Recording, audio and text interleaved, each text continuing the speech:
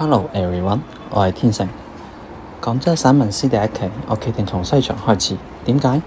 因為呢度嘅變化好似一把鎖匙，可以打開成個廣州舊區變遷嘅故事。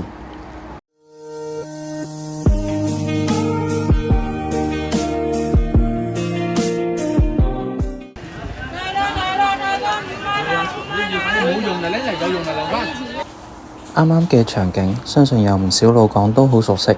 呢種屬於舊廣州嘅煙火氣，從我一出世開始就已經係咁嘅樣。細路仔嘅時候，硬係覺得呢度好逼仄、好嘈。但係離開咗呢種環境差唔多20年之後，每當聽到呢種充滿市井風氣嘅聲音，反而會覺得好親切，甚至乎有幾分懷念。我哋今日嘅行程就從元溪大街出發，穿過西市新街，去一個隱藏喺城市角落嘅雕塑園。最終會帶大家睇睇工廠點樣變身為創意園嘅。我會用我景觀設計師嘅眼光，連同自己嘅回憶，同大家分享一路所見。而家我哋穿過嘅街市叫西市新街，同街名一樣，呢度就係街市。雖然攤位唔多，但係種類齊全，人氣極旺，係成個圓規生活片區嘅開始部分。相信好多老廣都知道，每當行過街市就要注意路面嘅水地雷，一旦踩中就係無前搖觸發，濺到自己一腳邋遢水。行完呢度，我哋就嚟到西牆地鐵站，隔離有個翻新嘅元溪牌坊。講起元溪，我哋就會諗起元溪村。從我哋出發點到呢度呢，都係屬於元溪村嘅範圍。元溪村係廣州市最早嘅城中村之一。大家睇到周邊嘅樓啦，好多都係起於上世紀60、70年代嘅。由於受當時嘅條件限制啦，每棟樓嘅居住單位面積其實係好細嘅，所以往往好幾棟樓之間呢都會有一片空地俾居民活動。直到今時今日，你依然可以見到好多上咗年紀嘅老街坊喺樹下打牌傾偈。我老豆老母成日講，佢哋後生嗰陣邊有而家咁多嘢玩啦。晚黑最嘆嘅就係落樓，一張摺凳，一把大葵扇，同隔離鄰舍吹水到深夜。呢種人工空調同線下社交，我哋呢代人可能已經好難想像啦。行過街市，穿過居民樓，跟住落嚟，我就會帶大家去一個好特別嘅社區公園。佢有3個身份，一個係街坊嘅健身公園，第二個係社區嘅禁毒公園，第3個亦都係我國著名雕塑家尹績昌大師作品嘅展示公園——尹績昌雕塑園。呢度就係西郊生態公園。公園面積唔算大，佢嘅前身就係西郊煤廠嘅一部分用地。通過生態修復實現工業用地向公共綠地嘅功能轉型，係廣州市舊城改造嘅示範項目之一。通過查閱相關資料，呢個公園最犀利嘅身份竟然係國寶級雕塑大師尹績昌先生作品嘅原稿存放地。咁講可能你哋唔知道佢係邊個，但係佢嘅作品，我相信每個老廣一定都見過。響越秀山嘅5人雕像、中山紀念堂嘅孫中山像、烈士陵園嘅廣州起義紀念碑等，都係出自佢嘅手筆。而佢最初嘅創作原稿就靜雞雞咁擺喺度。尹大師嘅相關資料呢，我放喺右邊，大家可以暫停閲覽。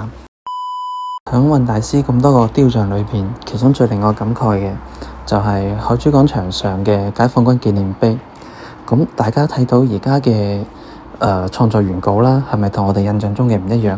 咁可能呢個只有50後、60後嘅老廣先知道嘅故事啦。根據史料同老一輩嘅陳述呢，最初嘅廣州市人民解放軍紀念碑呢，就係好似銅像而家咁嘅造型嘅。後來呢，因為要建毛主席像，所以就將原來嘅赤碑拆除咗啦。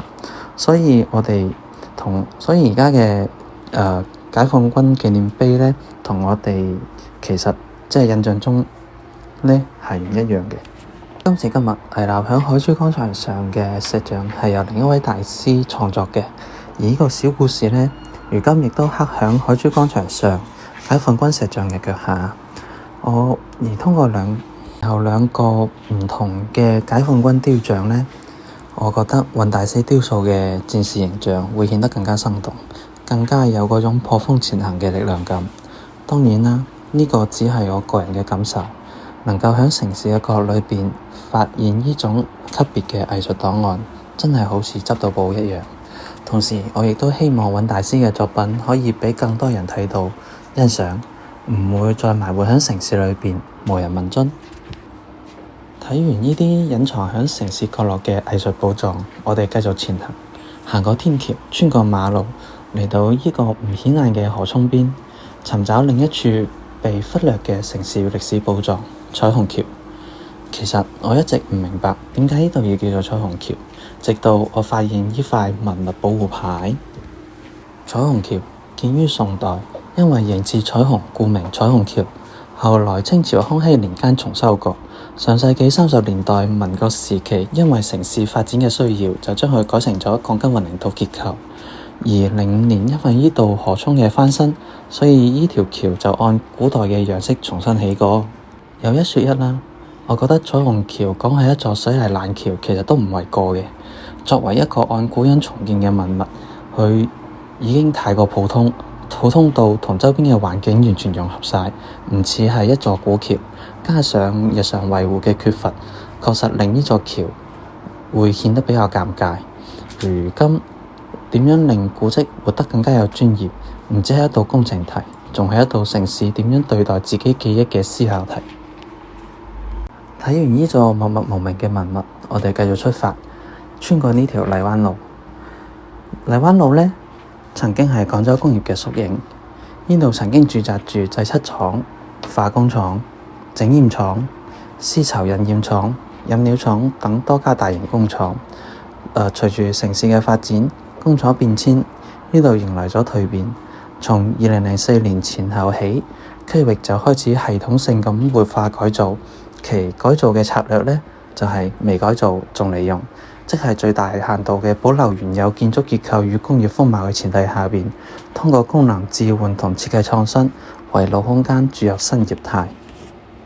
好似我哋前面嘅荔灣首約咁，佢嘅前身就係荔灣電子綜合市場，經過改造，而家變成咗融合廣府文化嘅創意園區。而對面嘅動感小西關，則係由舊廠房改造成嘅康體娛樂基地，後來發展為集動漫、潮玩、設計等業態嘅創業園區。同樣都係舊廠房改造嘅故事，我哋今日嘅終點都喺度發生緊。1906科技園楊濤廣場，你估去唔到嘅就係呢個聚集咗後生仔同科技公司嘅地方，8年前竟然係雙喜香煙嘅誕生地。呢度前身就係廣州捲煙二廠，舊廠房嘅原窗、水泥牆都被完整咁保留落嚟。最犀利嘅係，以前運貨嘅隧道竟然俾人改成一條好有型嘅空中聯絡。而整個創意園區採用開放式嘅設計，打破邊界與城市融為一體。響而家主流設計嘅趨勢下邊，創意園嘅設計一般以場景化設計為主。舉個例子，就好似廣州時尚天河咁。時尚天河嘅上海街，室內設計場景化，令人沉醉響上世紀20-30年代嘅上海商業街之中。新興嘅沉浸式消費場景會令人更加有消費嘅慾望。我哋而家睇到呢就係煙廠呢度呢，佢所有外牆呢係已經經過翻新過嘅，重新噴上咗漆，兼且對室外嘅空調機呢係已經作咗一個防護措施嘅。而佢哋為咗擴大個商業空間嘅使用面積啦，佢哋將成個廠房嘅2層係增加咗一個外廊設計嘅。咁佢嘅外廊設計呢，係利用咗色彩嘅統一性，即係利用咗呢個橙色同埋佢原來嘅貨物運輸通道嘅橙色，令分散落各個部分嘅一個廠房流動呢，係俾人感覺上係連成咗一片嘅。而且外廊設計上邊，即係佢二樓新增嘅外廊啦，佢仲有一個走火嘅功能，即係話佢唔單止係將2層嘅商業面拓闊咗出嚟，即係唔使人通過行建築內部去進入到呢個2層嘅商業，佢只需要通過一啲室外通過樓梯啊，通過扶梯呢種方式咧，就可以進入到2層嘅商業。2層嘅商業，咁而且2層裏邊咧係仲有一個，即係話佢係仲可以起到一個防火逃生嘅一個作用嚟嘅。咁佢而家呢個外廊嘅闊度咧，同埋包括佢上落嘅樓梯嘅闊度咧，其實應該都係經過佢嘅消防設計，同埋達到佢嘅消防疏散通道嘅闊度，呢個滿足嘅。